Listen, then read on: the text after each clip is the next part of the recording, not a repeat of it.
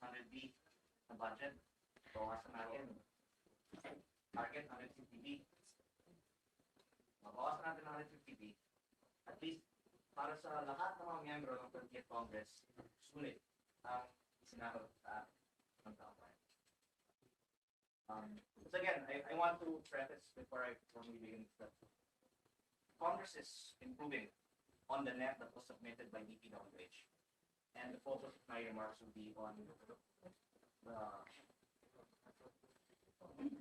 improvements that should be made on the work of DPWH.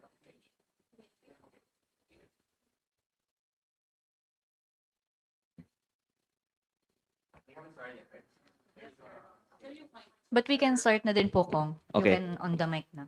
Magandang araw po. Okay, so good morning po everyone. Ako po yung bunot today for moderating this press con. Siguro po first, Kong Leandro Leviste, your opening statement. Yes, magandang araw po sa inyong lahat. Actually, medyo mahaba ang aking opening statement dahil inihanda ko na po ang list of information that I would like to share with the public today. Una po sa lahat, nandito po ako dahil trabaho ko na gawin ang lahat para sa aking distrito, tulad ng ibang mga kongresista. At marami po akong nakikitang mga dapat na reforma sa ating sistema. At bilang isang congressman, layunin ko na makakuha ang aking distrito ng fair share ng budget at ang ibang mga distrito ay dapat mabigyan din ng fair share. At pangalawa, gusto ko lang din naman ibaba ang presyo ng DPWH projects. Sinabi ko po ng 25% para maiwasan ang posibleng 150 billion pesos ng kickbacks. Kaya anuman ang susunod kong sasabihin ay nasa konteksto na may solusyon naman. At sinasabi ko po ito para sana tumulong si DPWH Secretary Vince Dizon sa mga solusyon na ito. My first point today is that contractors are part of writing the DPWH budget and allegedly pay DPWH officials for budgetary allocations from the non-allocable or so-called leadership fund that is prepared by the DPWH.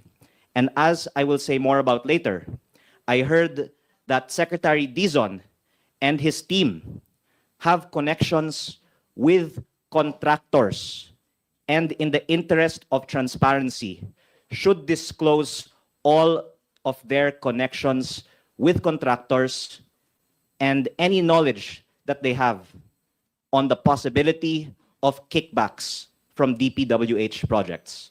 So that is the main point that I would like to bring up today that I will say more about later, that I am asking Secretary Vince Dizon to disclose any and all of his and his team's connections with current, past, or potential future contractors of DPWH projects.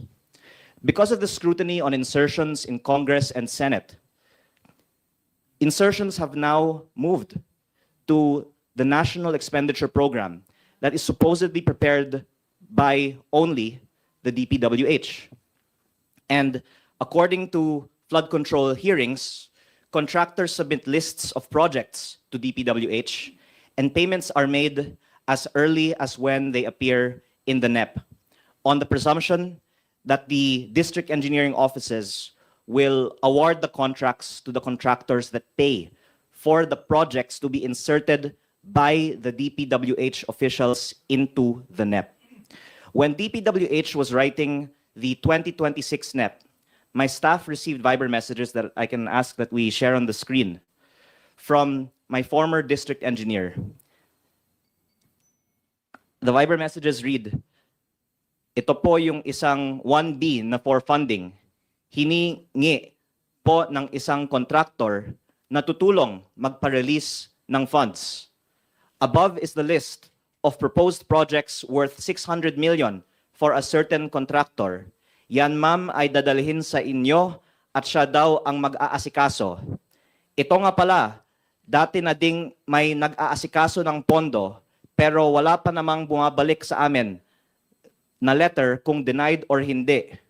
Contractor sa regional office ang nag-request niyan dati, ma'am, last year pa. And what we found out when the NEP came was one of the non-allocable projects of DPWH in my district. Perhaps kasama ito sa leadership funds na binanggit ni former Secretary Bonoan sa Senate Blue Ribbon Committee hearing.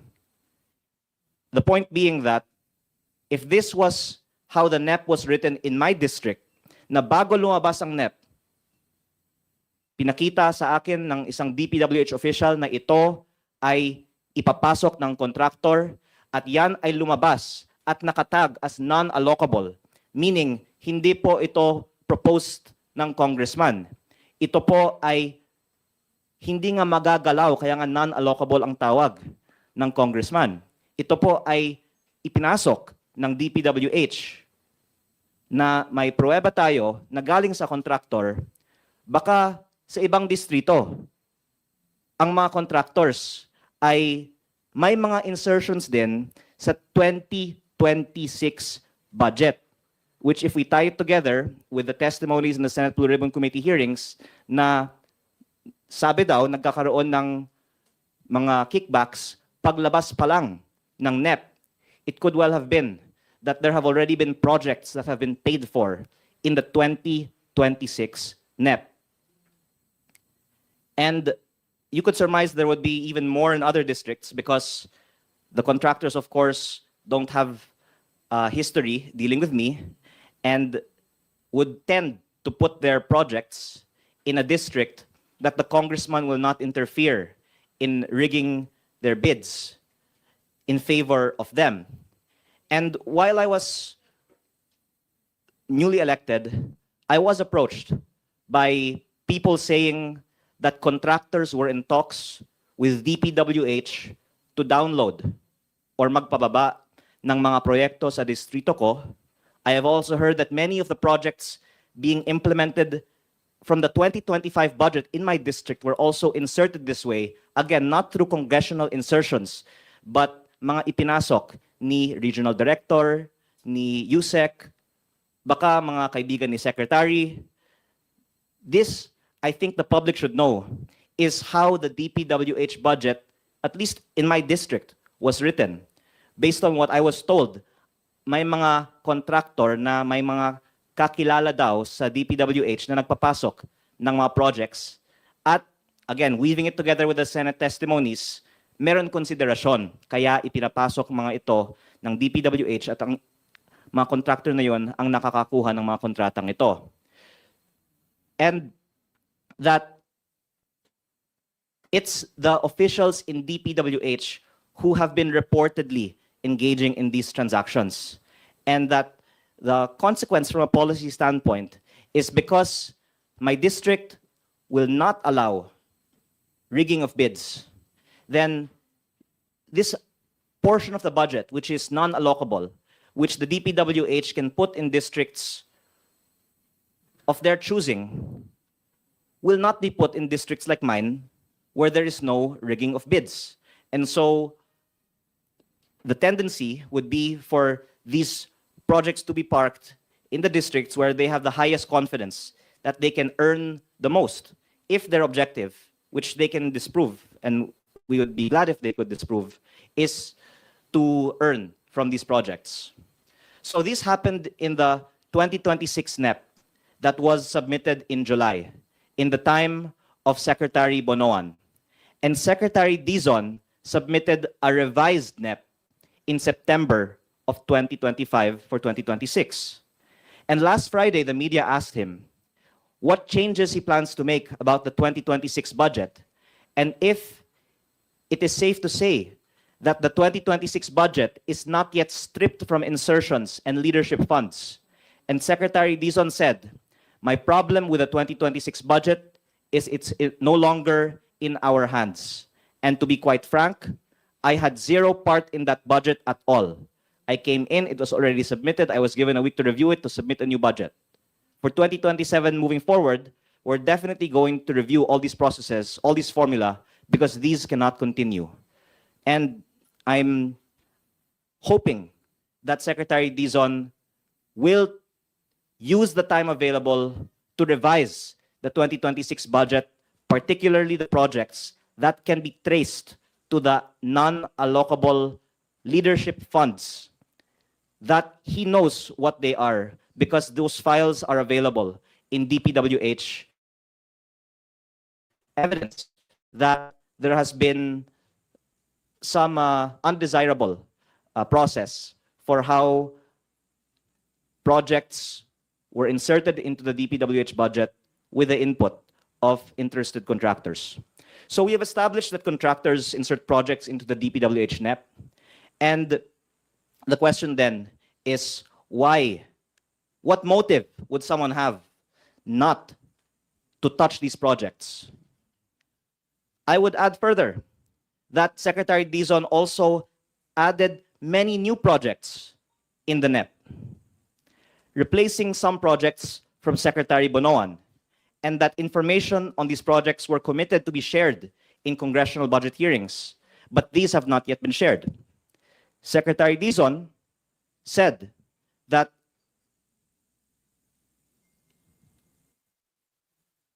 as I will show in a video later, these projects would be disclosed.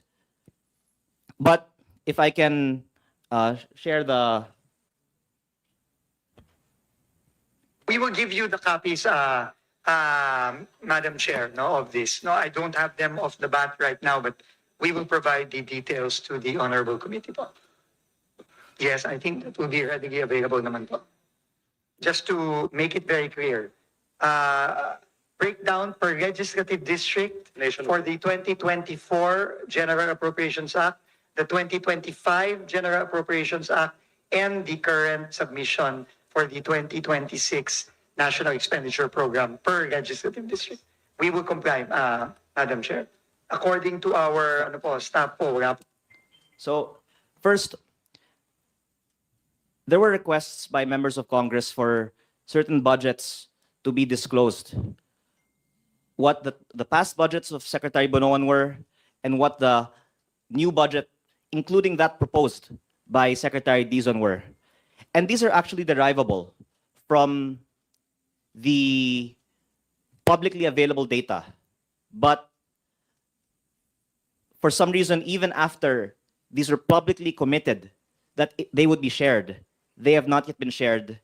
And would be very important, actually, for members of Congress to see if the budget was equitably distributed and if there is a large allocation in some places, and if we can also see the data on if there was our non-allocable and who is the proponent of those non-allocable projects, then the public could help in scrutinizing if there is some potential interest by some parties for certain projects.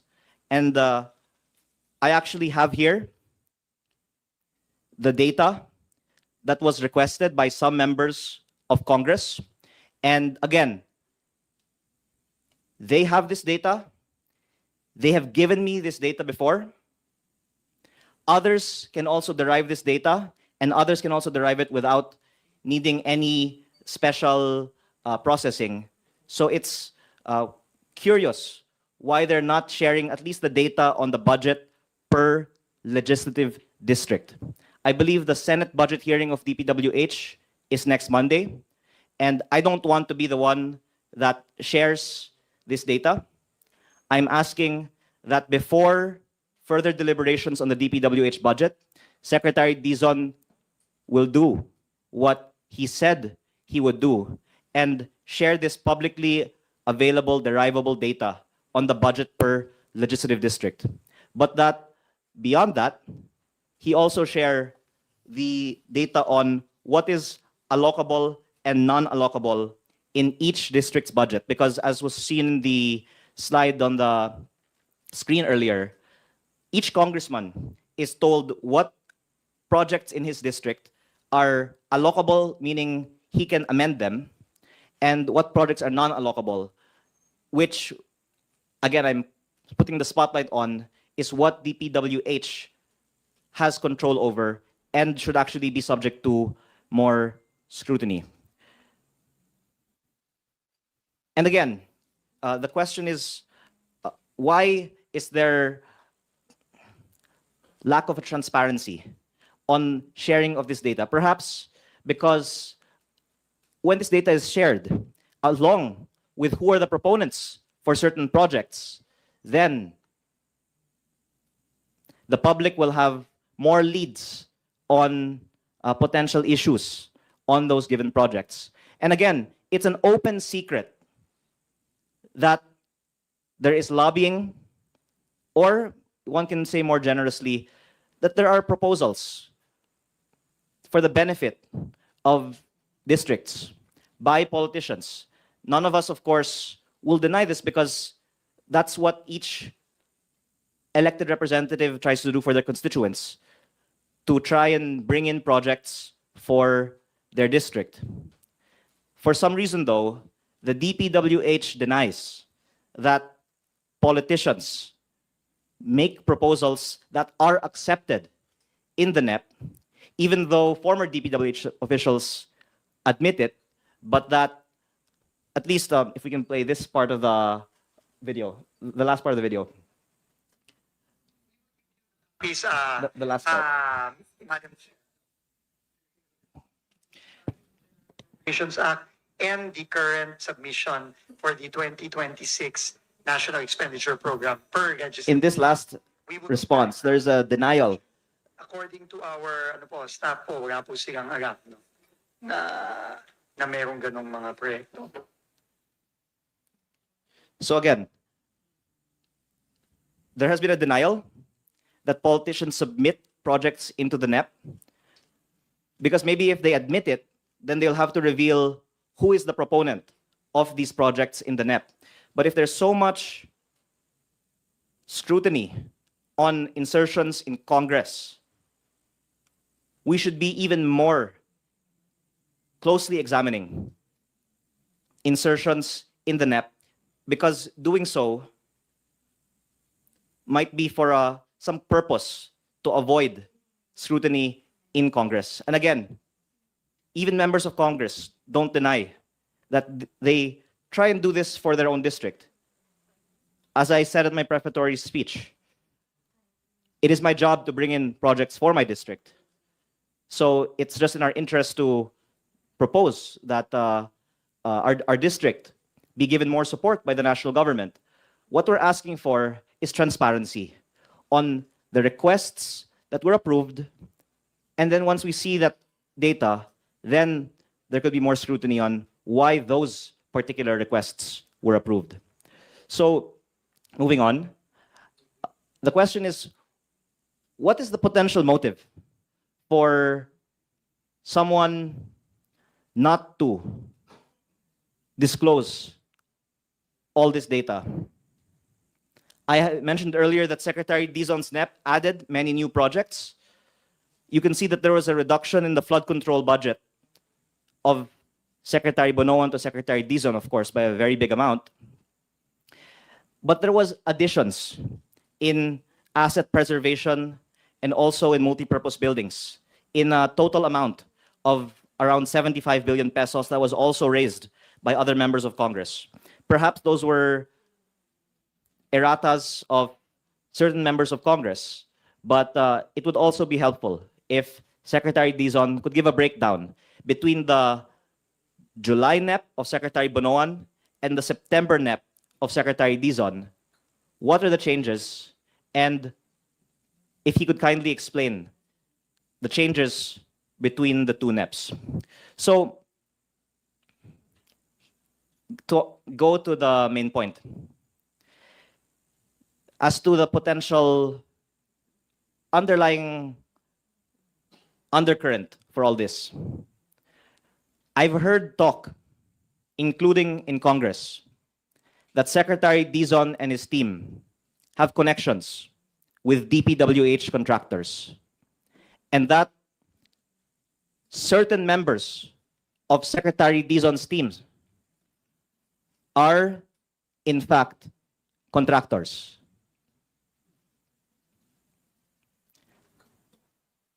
I am not the authority on this subject, but I think that it would be good to give Secretary Dizon the opportunity to explain. Of course, everyone knows people. So to say that Secretary Dizon knows DPWH contractors is not to say that there's anything inappropriate happening. Now, if he or members of his team have some proven interest in companies with DPWH contracts, and what I heard is that it's not him who is a contractor, it's a member or members of his team who are contractors. And how exactly, I'm not the authority. But I have been told that this is actually known by many in Congress now. Then the question is, if it's true that new appointees in DPWH have interests in companies that do business with DPWH, are we sure that there will be no conflict of interest in the awarding of contracts under the new leadership at DPWH? And why then has this not been previously disclosed? Secretary Dizon is very accessible to the media, and I hope then that we can ask him to disclose all of his and his team's connections to DPWH contractors, and if he thinks there are still kickbacks in DPWH, and if he has ever discussed or been offered kickbacks, and if he could share this so that we can all work together to stop the practice of giving kickbacks. Again, you can't avoid knowing people, but if these people have contracts with DPWH and in fact will win contracts in the months and years to come in DPWH, and that there is a reported history of kickbacks being given in DPWH, then I think it deserves more public scrutiny, especially because there are plans to decrease the projects being bid in the district engineering offices and move procurement to the regional or even central office. Could it be that these reforms in DPWH will not actually reduce corruption, but will transfer the benefits of it to another level or another group of parties or contractors? And again, I don't want to say this too authoritatively, but someone actually just told me before I arrived here now that not only did one person tell me that they heard that members of the team are actually contractors, that other members of the team have already been meeting with contractors outside of DPWH at may hinihingi na daw. So maybe Secretary Dizon can also check with all of his appointees who are the contractors, if any, that they have met since their appointment and what they discussed in those meetings. It's actually quite tragic because I know that so many people have so much hope for Secretary Dizon's leadership in the DPWH, as do I. And I hope then that he can be transparent on, even if it's not from him, but any attempted offers, any opportunities that he has had to talk with contractors or for his team to, any offers for kickbacks that have been made. So again, this is all in the context of there being a history of this also happening in DPWH. And again, multiple sources telling me and saying that this is known already by many. And I will say one more thing related to my previous advocacy to lower prices in DPWH. If Secretary Dizon will lower prices by 25%, I don't even need to ask if he has any interest in DPWH contracts, because anyone who will lower prices by 25% is showing that he is against kickbacks. So I hope that Secretary Dizon will be a hero and lower prices by 25% and show that he is against kickbacks in DPWH. My other point a while ago is that there's also more information that he can share. And I already said that earlier. And again, I hope that number one, the past budgets per district be disclosed, and the 2026 budget per district can be disclosed so that we can see what districts have not gotten their fair share of the budget. And again, a while ago, the video showed that Secretary Dizon said, wala po silang alam na meron ganong mga proyekto na insertions of senators or other politicians. And it is an open secret that politicians do give lists. Again, I would want more projects in my district, as would any congressman, not for a personal benefit, but for the district's benefit. And I think that it would be good to be transparent then, because if I were granted my request, it would be for additional classrooms. But if there are requests before for flood control projects, and then asphalt overlay or overpriced solar streetlights, let's just be transparent on what people have requested that has been granted in the budget.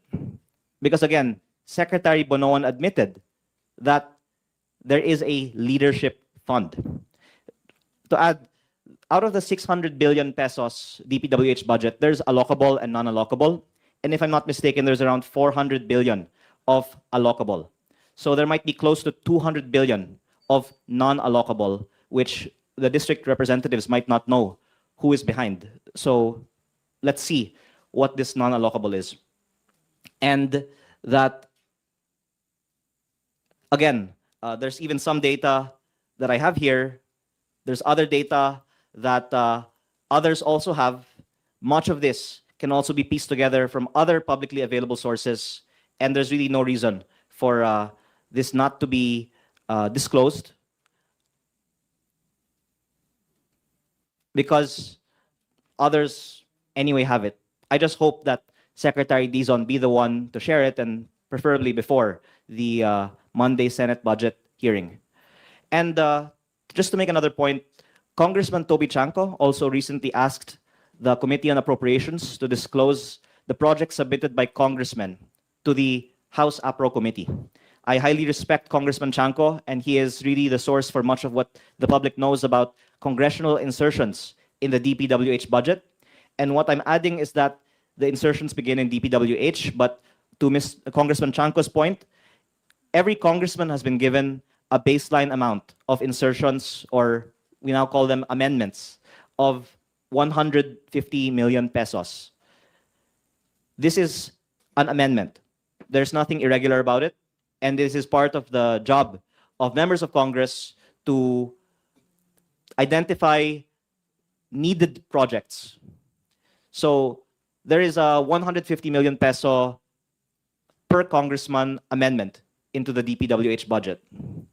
And some have been given more and some much more.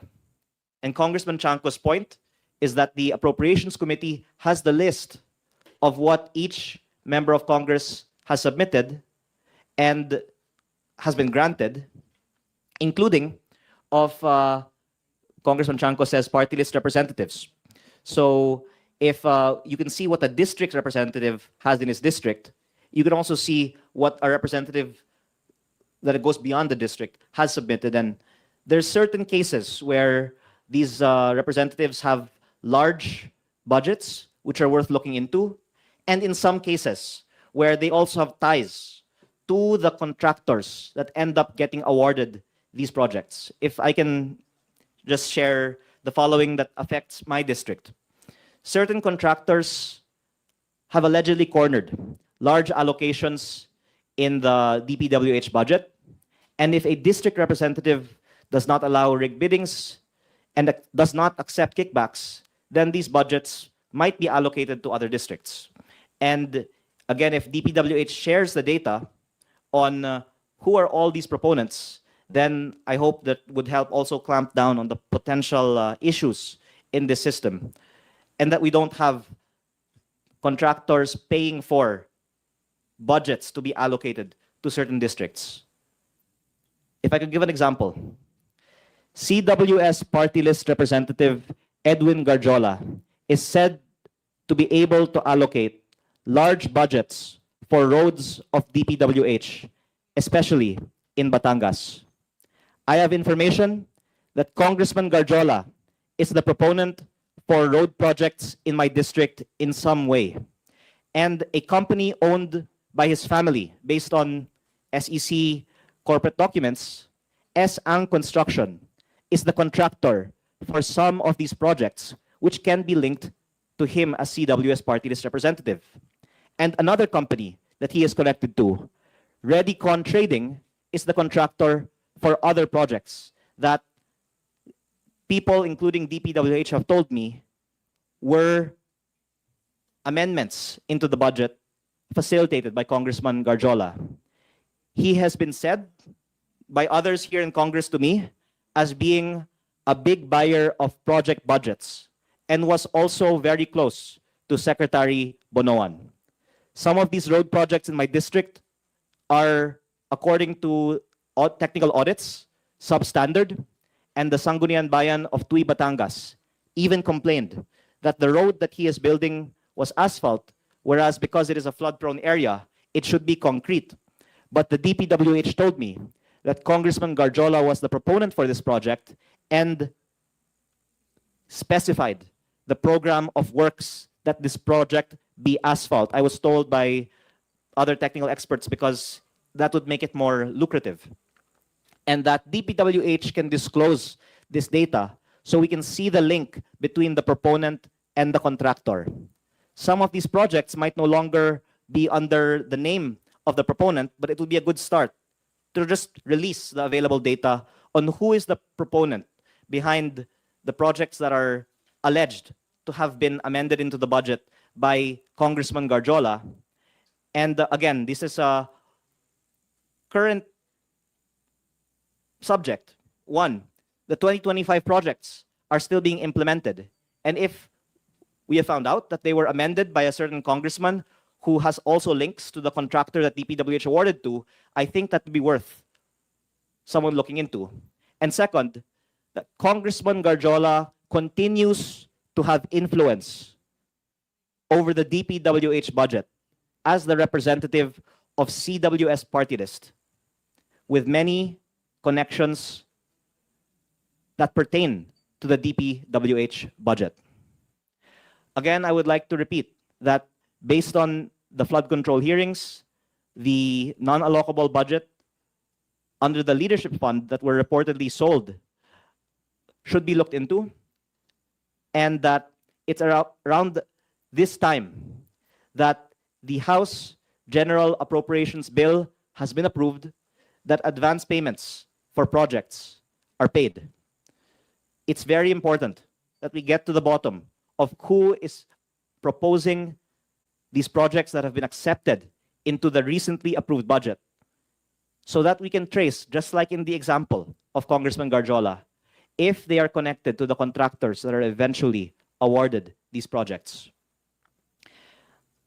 Again, given prices have not yet been lowered on DPWH projects, one can surmise that the system of paying kickbacks continues in DPWH, and that now that the HGAB has been approved by Congress,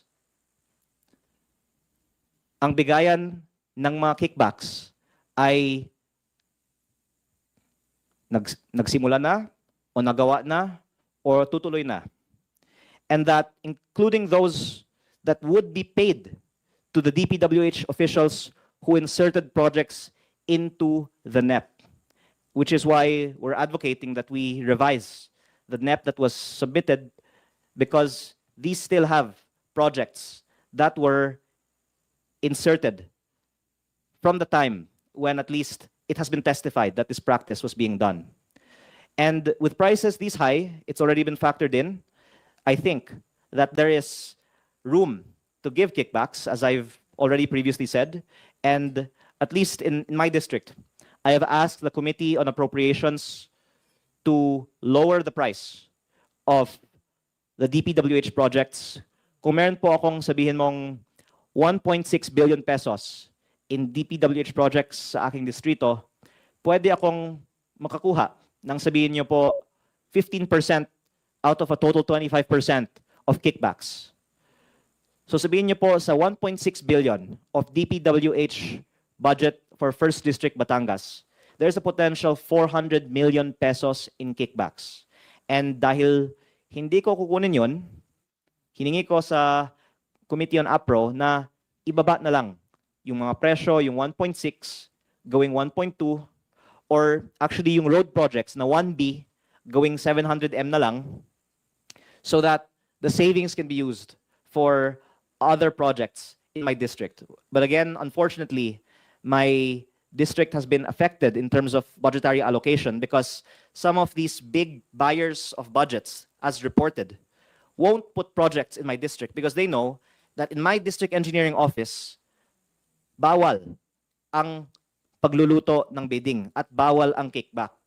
Kaya siguro ang incentive ay ilagay na lang sa distrito kung saan may rigging of bidding at may kickback. Pero sa akin po, meron po akong naranasan na may mga lumapit at alam ko na may mga tao, kasama ang mga nabanggit ko kanina, na may hawak na malaking pondo at kung gusto ko sana mapalaki ang budget ng aking distrito, pumayag na lang ako sana na iluto nila ang biddings sa aking distrito, magka-kickback sila, pero magkaroon naman ng project ang aking distrito. Kung sinabi naman sa mga Senate hearings, 35 to 50% of contract price goes to a project, at least nakatulong sa aking distrito. Pero ako, hindi sang-ayon sa practice na ito, pero ang unfortunate consequence is yung mga distrito kung saan walang kickback, nababawasan ng budget based on the incentives of the system. My third and last point is a policy solution. We've already proposed that prices be decreased by 25%, and I would add that budgets should be allocated based on a formula, similar to how the internal revenue allotment or national tax allotment are allocated, which is 50% population, 25% land area, and 25% equal sharing. Not only because this is equitable, but because by avoiding discretion, you avoid corruption in the practice of selling budgets. If ERA was allocated based on discretion, there could also be a temptation to sell budgets for kickbacks. But because it is automatically computed, walang nagbibigay ng SOP para sa ERA o NTA. If we can take a look at the last slide that has been prepared, simply by taking a percentage of a budget based on population, we can see that any one of us on Google can derive how much the DPWH budget of a district should be. So I'm just illustrating here how simple it is. You get the fact that the 1st District of Batangas is 0.6% of the country's population. Another district could be 0.7%, and multiply that by the DPWH budget. That at least is a starting point. But the allocation of budgets in past and in the currently proposed 2026 budget is very far from this system, because there is a baseline that is not largely based on population, and then there is the discretion to allocate projects on top of that. And the point that I'm making in today's press briefing is that a lot of that non-allocable budget, of which there is available data that can be disclosed, has been reported to be given in exchange for consideration. And the consequence of this system is that yung distrito na walang kickback ay nababawasan ng budget, at yung distrito na may kickback ay binibigyan ng budget. And to wrap this up with a solution for the 2026 budget, we can give an example. If we lower the budget by 25% on 600 billion, there will be 150 billion in savings. Even less, let's say 100 billion pesos in savings. And we can see that based on the populations of many districts in the country, they don't even get half of what their fair share would be. I hope that after we see how much wrong there is in the current proposed DPWH budget, there will be this reduction in prices and that the savings can be allocated to the districts that have not gotten their fair share based on population, so that we hit two birds with one stone. We lower prices, and from what could have gone to kickbacks, we instead can fund needed projects in underserved congressional districts. On a final note, I am thankful that Secretary Dizon said in his press con last Friday that he would like to do something like this for the 2027 budget, but to avoid more contractor-sponsored projects and inequitable allocation of budget in the 2026 budget, I believe there's still time to do this for the 2026 budget. Thank you. So the floor is now open for questions po. Sino pong gustong mauna? Okay, Marian Enriquez po of News 5. So just to clarify, sir, you're accusing Secretary Dizon na may mga bago siyang inad na new projects, ni-replace yung new projects from Bunoan, and Dizon has connections po sa mga contractors. Kailangan niya i-disclose yung connections na yon. Sinasabi niyo po na yung members ng team ni Dizon ay mga contractors. Yet, all of these are hearsay. Wala po kayong ebidensyang maipresenta sa amin? Well, first of all, I wouldn't want to say that I'm accusing, but that I am asking him to disclose and be transparent on whatever connections he or members of his team might have. Let me first go with what are the facts. The facts are that, first, in the Senate budget hearings, it has already been disclosed that there are insertions into the budget with the involvement of contractors giving consideration. And in my own personal experience, I have been approached by DPWH officials with lists from contractors saying they will propose it into the budget, and that came into the budget of DPWH. And that it has been reported that this is widespread. Kung meron sa distrito ko, baka mas marami pa sa ibang mga distrito. So this is the context before Secretary Dizon came into the picture. And I have great respect for the real improvements that have been done in DPWH since Secretary Dizon came into the picture. And so I am relaying what I have heard from multiple sources, that Secretary Dizon or members of his team have connections with DPWH contractors. I was told by one source, some in his team are contractors. And yes, this is just what I was told. And I was told by another person that others on his team, even those who are not contractors, have been talking to contractors at may hinihingi. And maybe after I make this statement, some people can actually come out and say, yes, may hiningi ang mga opisyales ng DPWH sa amin. I say this, of course, sensitively acknowledging that we have to work with the DPWH on the budget and on the projects in our district being implemented well. And I hope that this does not get taken personally. And I am not saying this in a political context. I'm saying this from a intent for there to be reform based on the proposals that I've made for DPWH. But I would summarize everything that I'm saying by saying that I am asking Secretary Dizon, in the interest of transparency, to disclose all of his and his team members' connections, discussions, and interests in contractors and companies that do business with DPWH. Okay, sir. Next question. Marivic Trinidad of MDT. MDT.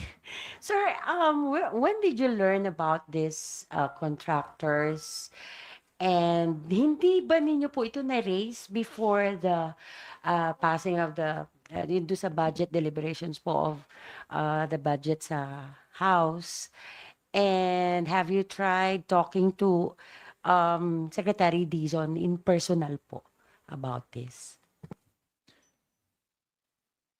I think all of us have been learning a lot over the past few months about how DPWH works, including from the Senate and Congress hearings.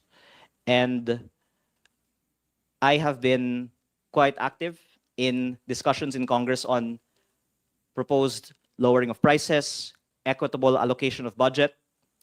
And as a member of the Appropriations Committee, I have to clear, of course, what I say during the budget deliberation process, including in the hearing.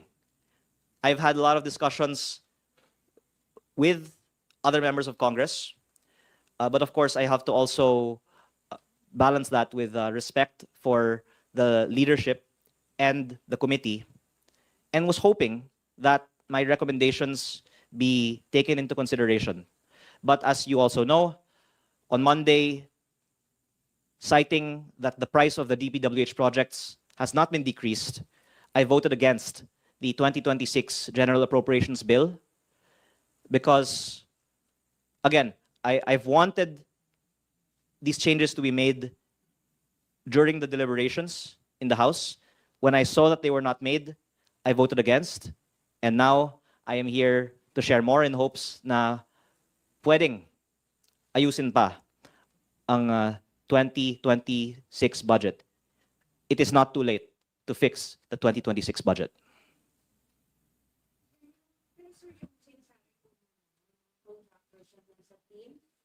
Oh, actually yun, yung may contractor mismo sa team, I just heard about it a few days ago. But the speculation that they're talking to contractors, that they're going after the contractors from the time of Secretary Bonoan, but will be replacing them with favored contractors of their own. I think in Philippine culture, that's normal. And in fact, surprising that it hasn't been brought out yet, because that would be the logical expectation, given the serious problems of our system. Again, Secretary Dizon has been regarded as a reformer, and he's done a much better job, of course, than than the one he replaced. But that again, I think because of the public temperature right now, no one should be beyond scrutiny. So I think it's only fair that we give Secretary Dizon the chance to be transparent and disclose if there's any truth to what we've heard.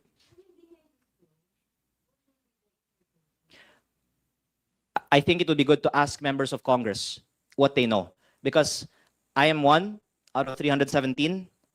I'm sure there's many more than 317 that know more. So I think it will be good for our country if we just all be transparent now about what we know. Next question po is Krisha Subing-Subing of Inquirer.net. Kong, hello po. Kong, sorry. Andito ka na rin lang naman po, but can you name who was it that you heard ay contractor or has connections to contractors? Aminin ko na, yung mga tao na kinakausap ko, worried na yung sinasabi nila sa akin, sasabihin ko sa press briefing. Kaya, ironically, yung kaharap nyo ngayon, hindi yung pinakamaraming alam. Kasi yung mga maraming alam, hindi nagpe-press briefing. Pero I'm hoping that by bringing this out, and again, giving Secretary Dizon the chance to respond, that the truth will come out. If you can't name, siguro sir, So talagang pinipiga ko na ayaw sabihin eh. Yung sino yung contractor. Pero sino yung kumakausap sa mga contractors? Let me just say this. It is not surprising, I think, that to say that may mga kilala silang contractor. I mean, all of us know people who are in so many fields, right? So it should not be a surprise to say that. But so I think it's fair to say lahat naman ng mga tao sa DPWH, maraming mga kilalang contractor. Di ba? So like now, we're being called on to disclose our SALNs. Kung DPWH official ka, you should disclose yung mga kilala mong mga contractor at paano mo sila kilala. Pero, yung pinaka-hard evidence dyan, kung meron kang interest sa kumpanya na nangongontrato sa DPWH. Kong, if you can't name names, how high up in the DPWH organization? Reporting to Secretary Dizon daw. So sa Office of the Secretary? You're saying USEC co-contractor. Again, meron. if I knew, I would say it now. So, ano But, po yung ano po ba, like, what can you say to us na lang po? Na, you know, at least may makuha kaming information about what you're Appointee saying. of Secretary Dizon. Actually, I was told it's not just one. So, I was told that appointees of Secretary Dizon are contractors.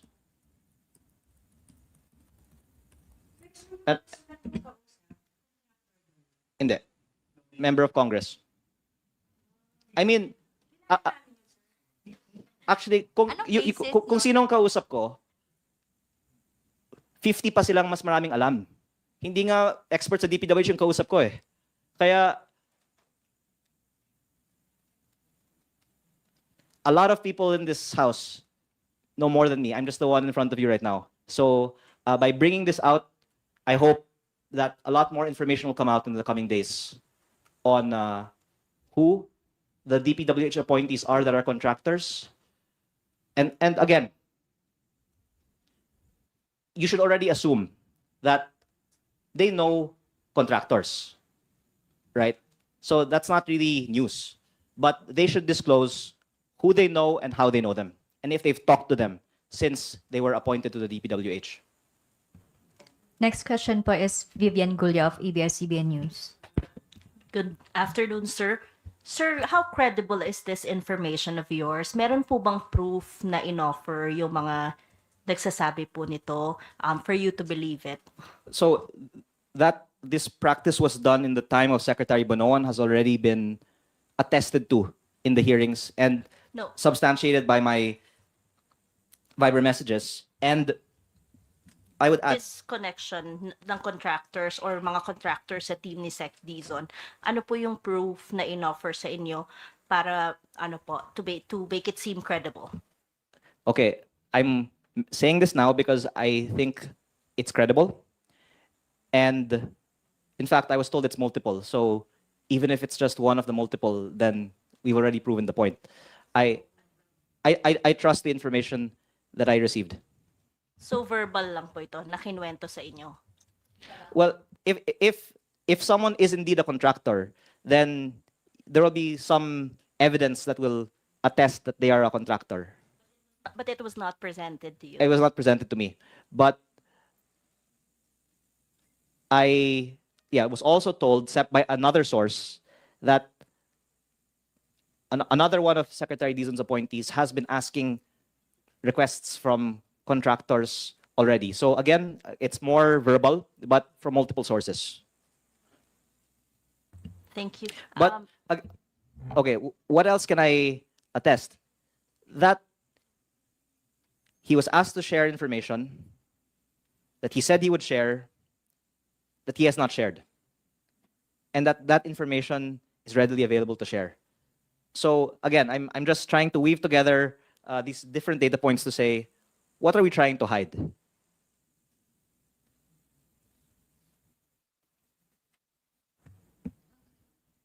Sir, are you in talks with, Secretary Dizon na nakakausap mo ba siya? Yes. Actually, Anong sabi po niya dito sa mga requests po ninyo? Yung, kumbaga parang ang lumalabas is you're challenging him to disclose everything that he knows. Ano po ba? Mayroon po ba siyang reply man lang sa inyo? well, I wrote an open letter last Monday, which we have not received direct reply to, but the press conference he gave last Friday, I believe, responded to some points, including the lowering of the prices. And again, I would like to thank Secretary Dizon for being a true reformer insofar as he has committed to lower the prices to some extent. We look forward to see by what extent he lowers them. he said in our September 17 budget hearing, where my exchange with him was recorded, that he will lower it by at least 10%. But I think it can be lowered by more, up to 25, I would say, is reasonable. But if somewhere in between 10 to 25, that would be good. And again, whatever allegations there are, if he lowers them by 25%, he's proving that he's not getting any kickbacks. But I have not talked to Secretary Dizon about his connection with contractors, of course. But I would just confide that every congressman's motive for a DPWH budget hearing is for their district, right? So for my part, I would say I'm saying these things because I want the best for my district. But I also want the best for the whole country and other districts. Because if we lower prices and end corruption, the savings can be shared with all districts. Sir, sorry, habol ko lang. If you have comment dito sa pag-livestream ng BICAM, will this address yung mga doubts? No, because I think that Congress and Senate are the focus of scrutiny on the DPWH budget. And what I'm saying is the NEP is full of insertions of contractors and other sponsors. And the DPWH Office of the Secretary can bear all of this information. So whatever you see in the floor of Congress and Senate is only the tip of the iceberg. The iceberg is in the office of the DPWH Secretary. Gawa na yung budget eh. In fact, lalong kailangang amendahan ng budget. Dahil dumalabas nga sa mga committee hearings after the budget was devised na may ganito palang mga katiwalian sa paggawa ng budget. So in fact, it's wrong to say that we should not have congressional insertions in the budget. Because if the original NEP has these alleged contractor-sponsored projects, then if we want to reduce corruption, first of all, we lower prices across the board, and then we take out the contractor-sponsored projects and put in the projects that are really needed by our districts, which, again, I'm just being transparent. In my district's case, what we need is classrooms, because I'm advocating for budget based on population, because we have double, triple, quadruple the population of other districts, and if we're only getting the same budget as an average district, then kawawa naman yung mga bata sa aking distrito na kailangan na makipagsiksikan dahil kulang ang budgets na binibigay sa mga malalaking distrito. Next question po, Yanez Capanti of GMA News Online. Good afternoon, sir. Sir, since you mentioned these are appointees of Secretary Dizon, would you say na nagkulang rin siya sa due diligence in vetting these appointees? Actually, you can background check on Google the new appointees in the DPWH and find that there have been allegations of corruption to them in the past. So I think you can do your own research, and it's a bit surprising in the media that this hasn't been questioned yet, because I think our country right now is in need of hope. And we have seen in Secretary Dizon a possible chance for reform in the DPWH. He will truly be a hero if after this press briefing, he will be the one to come clean on all of the connections to contractors of the new appointees in DPWH, and all the times he's been offered, or they have been offered kickbacks, and to lower prices and commit to end kickbacks in DPWH. Sir, follow up lang po. So, Secretary Dizon is aware that members of his Yes. team are...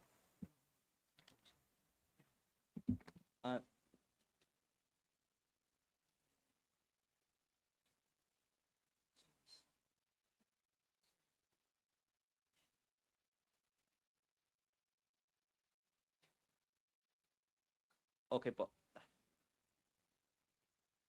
Okay, sir. Okay, sir.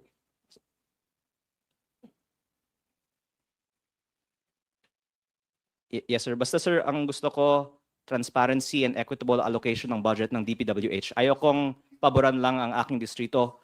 Gusto ko wala ng korupsyon sa buong bansa.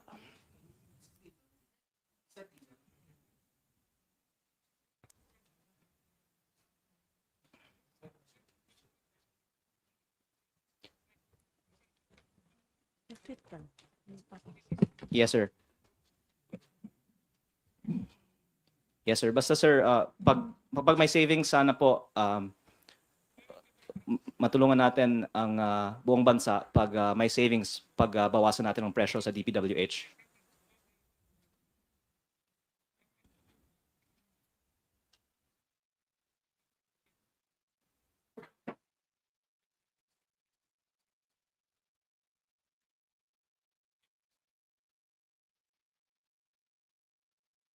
Yes. Thank you.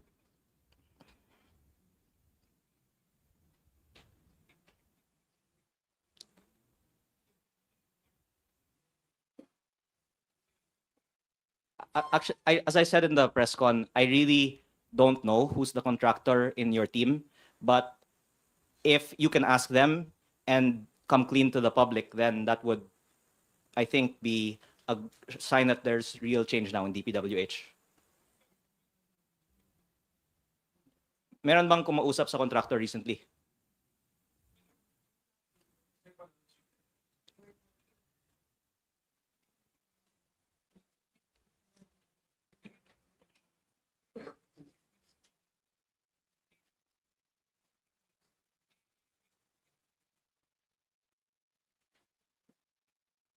Yes, as I said naman po, I have not even been told who in your team is a contractor. I'm just relaying what I heard. Pero I think it's unavoidable na DPWH officials talk to contractors. So maybe Sec Vince can explain what was discussed in those meetings.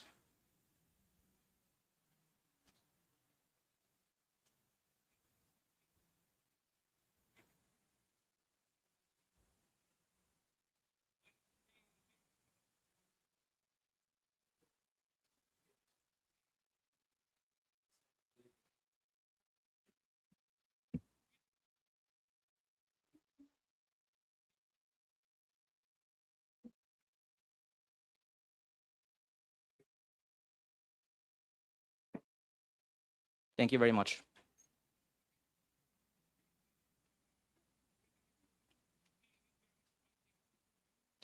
And then pag ibaba naman natin yung presyo, pakita natin na wala tayong pinaprotektahang kita ng contractor.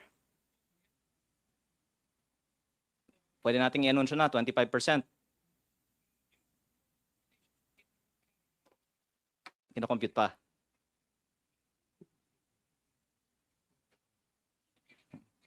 Okay. Thank you.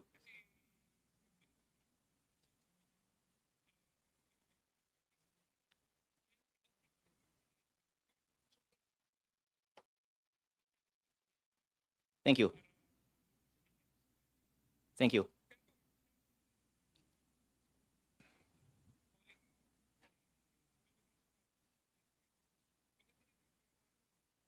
Yes, thank you. And even beyond the appointees, of course, we know that the bureaucracy of DPWH is still intact from the past. So it would be good to also use this as a warning to others who are contractors in their bureaucracy.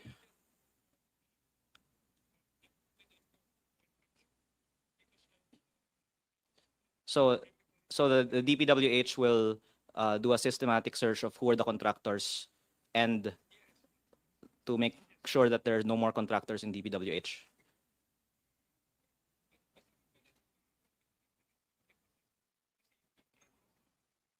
Yes. Yes, thank you. Thank you. Thank you. Bye. Sir, si Sec ba ang inyong kausap? Out of respect for the person, you can derive from my conversation that he is from there and from DPWH. And eh, baka hindi na ako tatawagan pag sabihin ko eh. Pero at least like I can say that their response is kung meron man, tatanggalin nila. Of course, there should not be contractors who work in DPWH. And by the way, this is very widely known in government, but maybe should be known by the public. And the gentleman on the phone just admitted it. Among the regional directors and district engineers, there's so many contractors who work in DPWH because it's logical. If they're giving contracts to contractors, why not set up contracting companies themselves? That's from the DPWH officials themselves. Now, they're saying they will search who among the new appointees is a contractor and remove them. Sir, may commitment ba yung ilalahat nila yung mga kilala nilang contractors? Magiging mga appointees nila? May commitment. Hahanapin daw pa nila sino yung contractor sa kanila. Pero yung mga pag-uusap nila sa contractors, hiningi ko din na ilahad nila. So, of course, they're saying that they're not aware who's the contractor among them. I believe that hopefully will be clarified soon. But that, of course, they have spoken also with contractors. And I hope na ilahad din nila ano yung pinag-usapan ng bagong appointees ni Sec Vince sa mga contractors na kinuusap nila.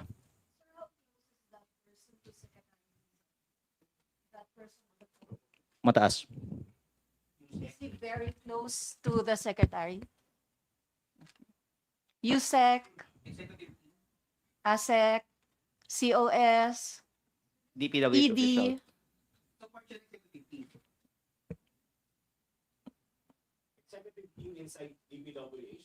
Mm. Kasi you said na open letter, hindi sinagot. Ngayon may tumawag na sa inyo. Hindi, sinabi naman nila na ibaba nila yung presyo. Pero yung disclosure of data, again, I have the data that other members of Congress have asked for.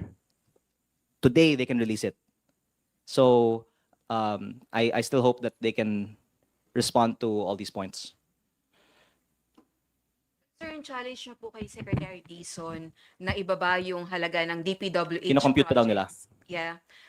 Hindi ba yun yung dahilan kung bakit din po mayroon kayong challenge sa kanya na i-disclose yung kanyang connection with contractors or yung part ng team niya na may connection sa contractors? Hindi ba parang it's a sort of warning or threat against the Transportation Secretary? Kasi kung ibaba yung presyo, wala nang source of kickbacks. So, I don't think there's going to be as much risk anymore of conflicts of interest in awarding DPWH contracts. Kumbaga, lugi pa nga yung contractor kung mababa na yung presyo eh. Hindi Kaya na siya po conflict. nag-resort din kayo dito sa challenge nyo na ito dahil hindi kayo napagbigyan dun sa request nyo po, sa prior request nyo. Okay, so all congressmen want what's best for their district, and in my case, it's not out of I want extra. It's I have maybe top 20 in population in the country, in the district, and that I in the budget hearings have also said we should give budget based on population, which has not been granted yet. So I'm disclosing this as me doing my job for my district. But what I propose, however, is that it not just be for me, for the whole country, we lower prices, save at least 100 billion pesos, and use that to help the underserved districts.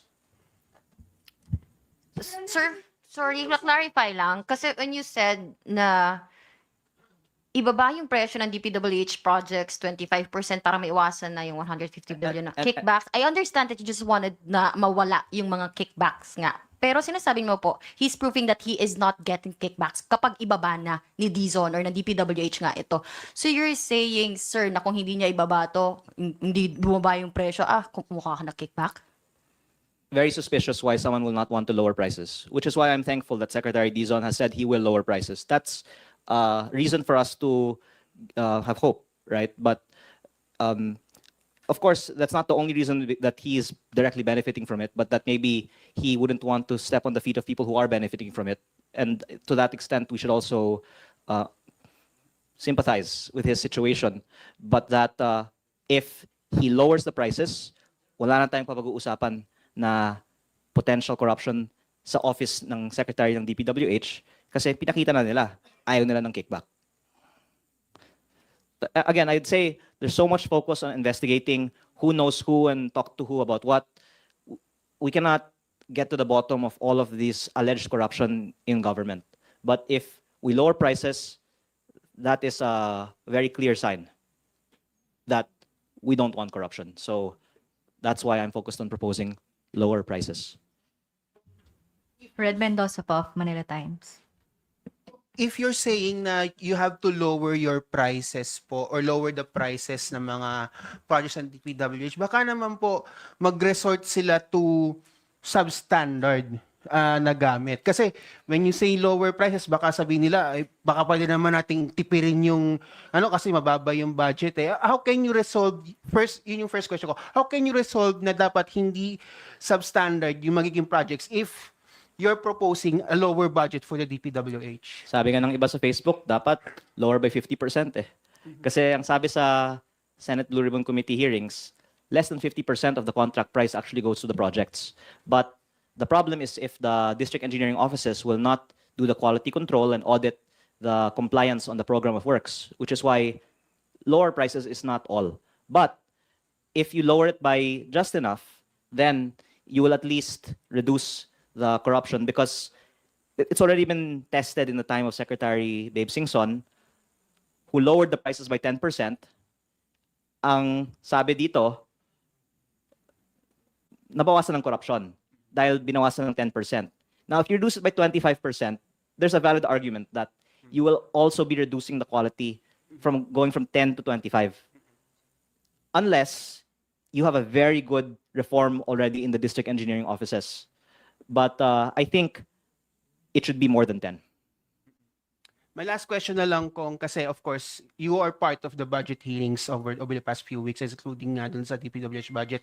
Have you talked to Chair Swansing about this? Kasi parang ang dating sa amin na may alam kayo pero hindi alam ni Chair Swansing yung mga nangyayari. So have you talked to Chair Swansing about this? And if ever man, meron ba siyang reaction to that? And did she respect your vote na no for the budget? Kasi carb kayo na majority eh.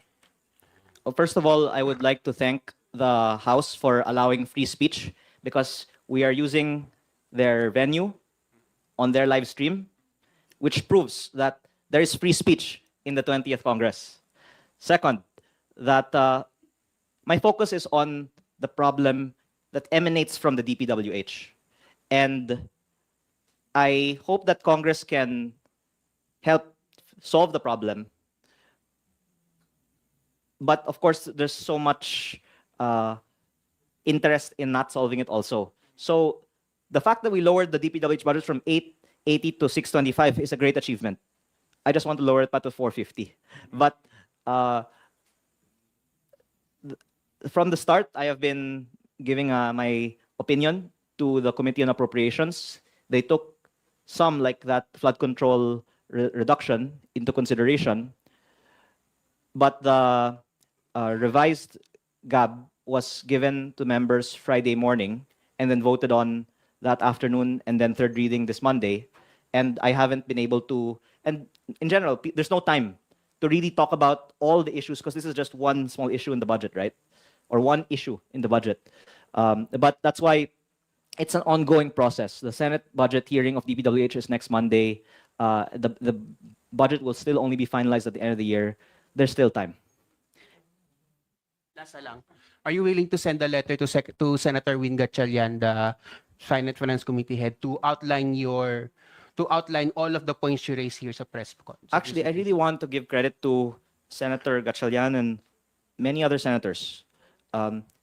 Senate President Tito Soto also made a statement in an interview a few days ago that he thinks there should be an across-the-board reduction of 15 to 20%.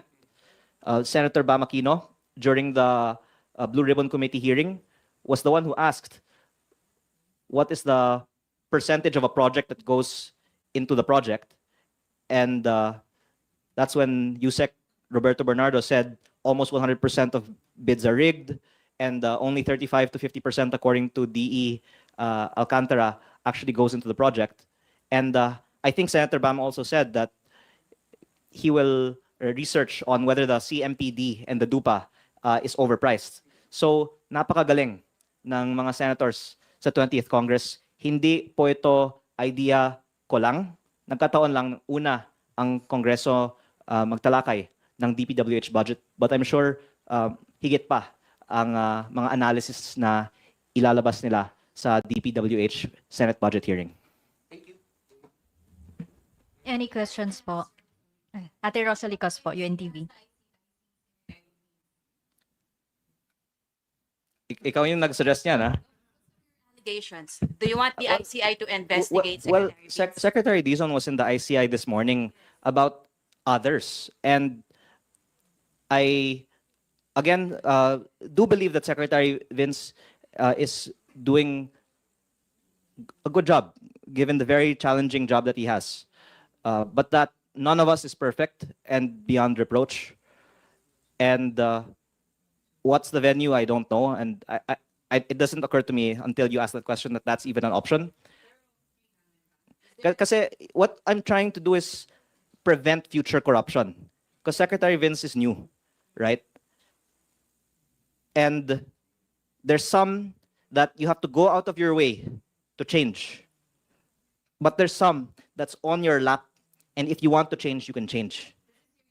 So I don't think that the forum is investigation, because the rigging of bids of the 2026 budget has yet to be committed. If there is kickbacks paid next year, then the DPWH officials should be responsible for kickbacks anywhere in the country. But October 2025, we are deliberating on the 2026 DPWH budget. Ang sabi nga, a pound of prevention is worth an ounce of cure.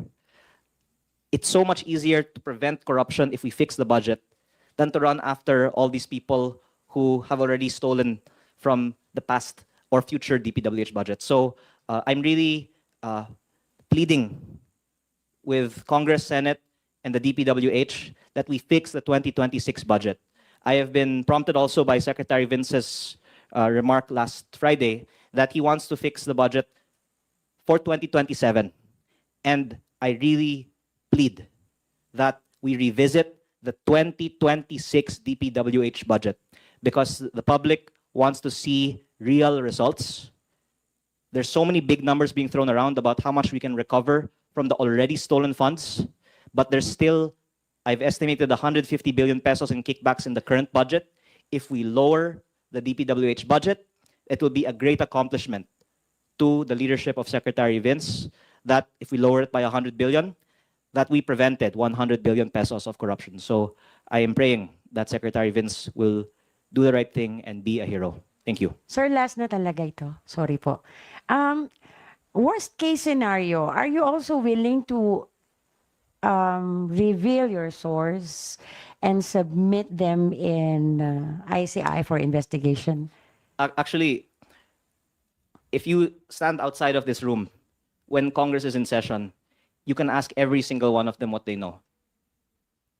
It's not only a few people in Congress that knows things about what I'm talking about. So the reason why I'm saying this, and I believe that more information will come out after I say this, is because there's so much information out there if you just ask the other members than me. Sir, yung kausap po ninyo kanina, source nyo po yun, di ba? Yan yung isa sa mga accused. Oh, okay. Isa sa mga accused. But Alam po ni Secretary Dizon you know, na in their nakakausap defense, niya siya. they really want to do a good job, right? Oh. And they take the public's feedback into account. That's why I hope that coming out of this, we will slash the budget, prevent corruption, and I believe that Secretary Vince can be known as a truly great reformer in DPWH. because I believe they will say that they will find who the contractors in DPWH are and remove them. Si Secretary Bunoan po ba yun? Former na siya. Okay po. Okay po. Sige, sir. Hindi. I mean, alleged. I mean, that's a strong word eh. No, I mean, I already said a while ago naman eh.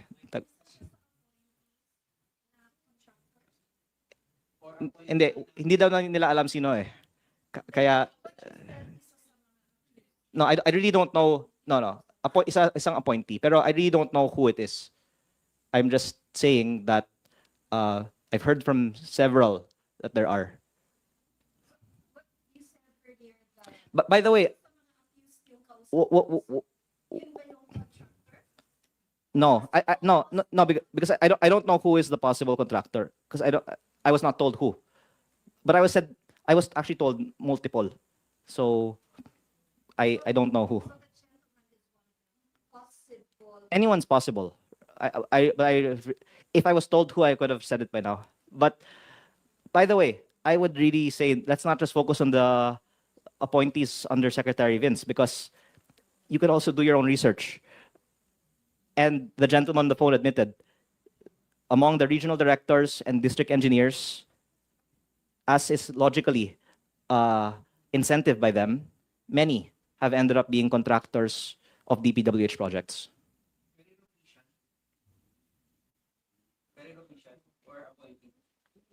Appointee. But again, we want solution, and I think they are committed to solve the problem. Thank you. Okay.